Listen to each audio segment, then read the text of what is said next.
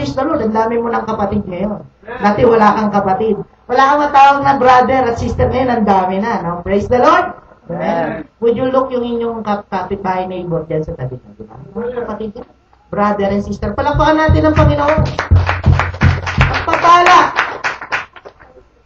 Isa sa gusto ko sa gawain dito, hindi yung, sabi ko nga sa sinasyan ko, pag dumayo kayo sa New Gen Church, pastor, mga pastor din kausap natin. Wala kami doon, yung maraming, yung service-service, talaga kayo doon. Ay, kwentuhan, kape. Isa si Pastor Jun, nagugulat siya, nandun na ako sa pinto niya. Ganun lang. Usap. Yung usap namin napupunta sa mahabang usap. Pero lahat kami nabibuild up at natatagpuan namin ang sarili namin. Lord, it was your grace. Naiiyak nga kami malinis. Kahit pag nagdadrive siya. Ang mga buhay natin, hindi naman dapat magamit ng Panginoon. Tapos salamat. Privilege ang maglingkod sa Kanya. Marami mang bigat ng paraan sa paglilingkod, pero nasurpass. Ilan sa atin, ako naglingkod ako kay God, 19 years old. 33 na ako ngayon. 34 na pala. Ba, ayos pa. Ilan sa atin nararanasan ng kabutihan ng Panginoon. Ayos. Marami pang ipagkakalab sa atin. Ready ba kayo sa next year? Are you ready for next year? I tell you, iba po for next year. Iba yung nakikita ko, yung mga napapanaginip ako. Sinishare ko nga kay Pastor June, kay Pastor Jerome. Marami po yung kaloob sa atin ng Panginoon. Kung di ka hihintong maglingkod at magpasalamat sa Kanya. Amen? Lakpakan natin siya. Alam niyo ba, ang half of the New Testament, sinulat ni Apostle Paul nung binugbog siya, kinulong siya. Susulat siya sa Philippians, rejoice in the Lord always, nakakulong siya. Alam niyo ba ang kulungan ng dungeon? Hindi ka mahalos makaupo. Hindi ka rin makakatayong maayos. Tapos ang kanilang kulungan ay iuhukayin sa ilalim ng lupa, magbibuild sila ng stones and then mga rehas. Si Apostle Paul merong pang kadena at merong malaking bakal na bola na hindi siya makakataksi, yet sumusulat siya. Hallelujah! Praise the Lord! Philippians Church, rejoice in the Lord always. Again, I say rejoice. Sa Thessalonica, sinulat niya, magpasalamat kayo sa Panginoon. Ito ang kalooban ng Panginoon. Dinugtungan niya pa, sa anumang mga bagay kayo magpasalamat kasama ng iyong pananalangin. Kasi punong-puno siya ng pagtitiwala at relasyon sa Panginoon. Alam niya ang kanyang ama sa langit, hindi magkukulang. In spite of that, ang buhay niya ay ekspresyon ng pag-ibig ng Panginoon. Dapat ganun tayo. Lord, wala akong ngayon, pero ekspresyon ako ng pag-ibig mo. One time, umuwi kami ni Sister White, talagang wala, said yung budget. Listen to this one. Tapos ako, iniisip ko may budget pa siya. Kasi siya, iniisip niya may budget din ako. Magano na yung gasolina. Papagas tayo Sabi niya, papagas tayo. May budget. Wala akong budget. Alam niyo, kapa. Ako wala na. Tapos yung takbo ng motor, sabi ko, ano ba dyan? Dinlokay siya. Nakachamba ng 10. Tapos ako, halukay sa bag ko, nakachamba ako ng 15 pesos. Nakauwi tayo nito. Punta namin sa jetty, Brad, karga nga ng 15 pesos. Sir, minimum mo natin 50 pesos. Thank you, Lord. Sa kabila. Pwede yan. Ganun-ganun na no? Sabi ko, nandito pa tayo sa kalsadang bago, tapos alapang pa kami. Medyo mababang death march to. Pero inaalis ko, Lord, gumawit ako sa Panginoon kasi nakikinig na ako kay Brother Andrew. Nandiyan pa ba kayo mga kapatid? Tapos sabi ko, Lord, salamat sa iyo. Alam ko nakakapagtagal. Makakauwi ka. And then here comes ito ng gasoline station. Tinitigan ko muna yung lalaki. Pinagpipay siya. Walang minimum dito. Sabi ko, Brad, hinawakan ko yung kamay ng gasoline. Wala kami. Hindi ba 15 pesos? Tapos tinitigan niya. Sige sir, para sa'yo. Tapos kinarga yung 15 pesos. Nung pagkarga, narinig ko yung wife ko, tumutunga. Ganun siya. Tapos pagsampa, ako, lalong lumakas. Biyak siya. Tulog na yung anak ko eh. Tapos ako naman, siyempre, nararamdaman mo yun. We live by faith, not by sight. Though our body are wasting away, but our inner man is renewed day by day. Alam niyo, ginawa ko, manta ako malakas. Oh, the glory. Ay, mahawutin ko. Naalala ko yung mga old song. Tapos sinawit ko, put your hand in the hand of the man who calms the sea. Naawit ko, mga old gospel song. Naalala ko si Jimmy Suarez. Naawit ko habang bumabagtas. Hindi ako nakontento.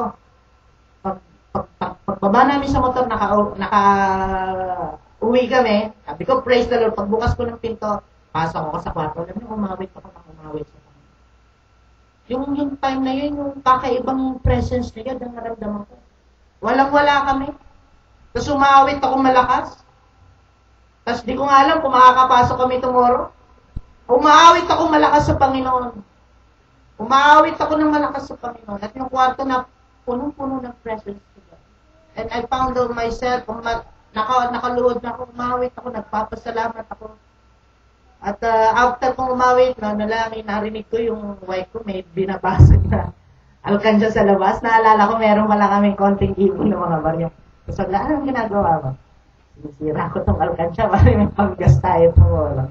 Sabi ko, praise the Lord! Meron mo pala tayo. Amen? Hallelujah. Pero alam nyo, naging matinyas lalo yung pagtitiwala ko sa Panginoon. Kaya nung pumasok kami, hindi ko na nga inaalala ngayon yung mga needs namin. Mas lumevel up ako dahil sa pagmamapuri ko at pagpapasalamat sa Panginoon. Siguro kung iba hindi tayo maiintindihan, nagpupuri ka pa, wala na nga ano. Nagpupuri tayo because what is unseen remains. And what is seen is just temporary. Talaga ho? Yes. Talaga. Mga kapatid, maraming bagay ang nalilimutan natin ipagbalik ang pagpapasalamat sa Panginoon. Like affliction, or pangkaraniwan, sandaling magaang na diin, ipapalit ni God yung mas matinding diin ng pagpapasalamat mo sa Kanya dahil nagtitiwala ka.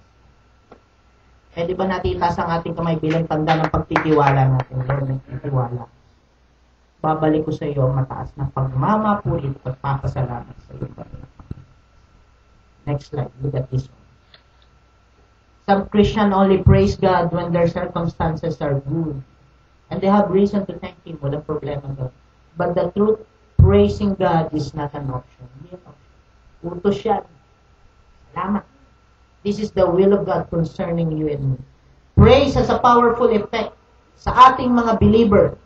Alam nyo din, praise has the powerful effect sa ating mga kaibayo sa pananampalataya. Tumaatake sa ating pananampalataya. Sabi mo, lalong-lalo na rin yung praise. May epekto sa ating Panginoon. Yan titignan natin. It is a proof of our highest calling. Lalo kung nagpapasalamat ka, mabigat na mabigat yung pagkakataon ng iyong buhay. Amen? Praise God. Tignan nyo, number 1, effects of praise. When we praise God, we are acknowledging that it's not our own effort that produce blessing and prosperity. Pag mahilig ka magpasalamat, ina-acknowledge mo, you humble yourself before the Lord. Sinasabi mo, Lord, galing sa iyo. At gusto ng Panginoon yun. Amen? Kaya pag meron kang maliit na blessing, pinagpapasalamat mo kay God, praise the Lord. Paano, Pastor Phil, masusuka talaga ako nagpapasalamat sa Panginoon? O pag biniles ka ni God, magtabi ka agad para kay God. Hindi ba kasi biniles, nalimutan si God eh. Materially, physically, emotionally, magkaloob ka sa Panginoon. Kaya minsan mahirap ibigay yan eh. Amen? Andiyan pa ba kayo? Mahirap ibigay yan. Kasi katumbas niyan yung pawis mo, pagod mo. Pero kung ina-acknowledge mo si God, hindi mahirap ibigay yan. At alam mo yung lakas mo, talino mo galing sa Kanya, maganda nun imumultiply pa nito. At maging pagpapasalamat, maraming bagay. Yung giver ka sa kapatid mo, alam mo may need siya. One way din yun na ikaw'y nagpapasalamat sa Panginoon. Kahit yung encouragement, yung ngiti, yung pag-attend mo, one way yan, na nag-express ka na siya ang may dala ng blessing and prosperity sa iyong buhay. Maging talino ng mga anak mo. Bata pa lang anak mo, galing na magbasa, magaling na mag-multiply, praise the Lord. Ihandog mo ang anak mo. Handog mo yung mga pamilya mo para maglingkod sa Panginoon. Pwede ba yun? Yeah. Look at this verse. Look at this verse. At sabi po dito, sa Old Testament to, yet profoundly ito ay may significance sa atin. Sabi ni God sa Deuteronomy, because thou servest not the Lord thy God with joyfulness and with gladness of the heart, for the abundance of all things. Alam niyo kung bakit na-void ang mga Israelites to go to the promised land at lahat sila nagkandamatay, lalo na ang mga matatanda, except si Caleb, except kay Joshua. Yung mga ito hindi marunong magpasalamat. Burin mo for 40 years, ang sandalyas nila ay hindi lumuma. Ang mga damit nila hindi kailangan palitan. Hanga ka nun, no? Burin mo, kunyari ito lang polo mo for 40 years. Ito. Grabe, hindi nag-amoy amat. O, walang tapos yung sapatos mo, di ba? Minsan nga, yung sapatos natin, ngiting-ngiti na eh. Bakit yung ganyan sapatos mo? We like to ministry of cheerfulness. Talagang masayahin ka. O minsan malimit ang mga pastor, ganyan eh. Lalo na sa probinsya, mga pastor doon. Kaya mapalad pa rin tayo, mga pastor yung medyo black pa rin yung kulay ng sapatos eh. Hallelujah! Pero ito mga to, na-void out sila. I come to think to imagine, 500,000 nilid ni Moises. Hindi marunong magpasalamat. Kalahati ng 250,000. Tama, no? Okay, compute natin. Kung 250,000 yan, tapos na-force sila ni God because di sila marunong magpasalamat at sila magkandamatay sa disyerto. Alam niyo ba kung ilan ang namamatay kada araw? Nung kinompute ko, 8 ang namamatay kada araw. Kung sa panahon natin yon, 8 lagi, may tent, may kapihan, may saklaan. 8 araw-araw. Di ba, di talaga magugutom eh, no? Lalo na iba, no? Sobra-sobra sa pito. Nakikikomente, kami, pero umaabang yun. Pero I mean to say, na-void out sila ng blessing. Hindi sila nakapasok sa promised land kasi hindi sila marunong magpasalamat. Kaya tayo, huwag tayo papavoid ng blessing ni God kasi hindi tayo marunong magpasalamat. Pasalamat tayo. Wala pa, magpasalamat na tayo. Amen. Tuwa nga kay Pastor J, a-jacket na ngayon eh. God. Gano'n din si Pastor J. Ay, itong dala nating LCD. At itong pinagpasalamat mo na ni Pastor John to. Hindi to nagsimula nung siya ay nagkapera na. Nagsimula siyang sabihin sa akin to, wala pa siyang pera at nagpapasalamat na siya sa Panginoon. Ngayon, nandito na. Amen. Palakpakan natin ang Panginoon. Kahapon tayo ay nangaroling, nakadama ako nung isang awitin. Sabi ko, may ministran tong awit, sinasabi ko kasi. At nung bago tayo, yung huling-huling bahay, inawit ko sa kanya. Alam kong dulot na lakas na yun ay nagmumula sa Panginoon dahil mahal siya ng Panginoon. At praise yun eh, pasasalamat yun. Kaya sabi ko, Lord, ipagpapasalamat ko itong awitin ko. Biglang nag-burst into my heart. Yung kapatid na yun, talagang daig niya pang uminom ng Cobra energy drink. Yan yung thank you niya, talagang Tapos, nabago yung mindset niya, makakaalis siya. I come to think to it, na kung siya'y umalis, binilas siya ni God. Tingin mo, bubelta sa gawain natin. Amen? Pero kung wala tayong praise, hindi tayo mag-operate into praise and thanksgiving. Hindi pa nga umahalis, mag-thank you agad tayo. Wala pa nga eh. And that is faith. That is a practice of our highest calling sa Panginoon. Alam nyo, next year nga, alam ko maraming dadalihin, gagawin ng Panginoon sa New Gen Church. Malibang magpasalamat na tayo in advance, hindi darating. Hindi darating mga kapatid. Malibang lalakasan natin ang ating palakpak sa Panginoon. Malibang sasabihin natin, oh Lord, thank you, Jesus. Oh, thank you, Lord.